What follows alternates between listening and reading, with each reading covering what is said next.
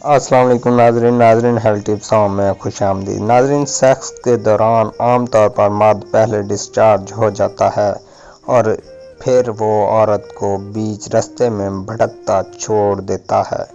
بہت کم لوگ فارغ ہونے کے بعد اپنی پارٹنر کا ساتھ دیتے ہیں۔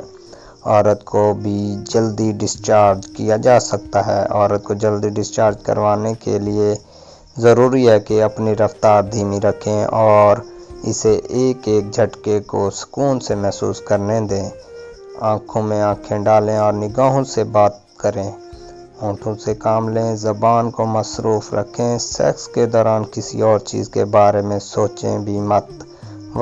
وقفے لیں کیونکہ مسلسل جھٹکے مرد کی ٹائمنگ کو کم کر دیتے ہیں۔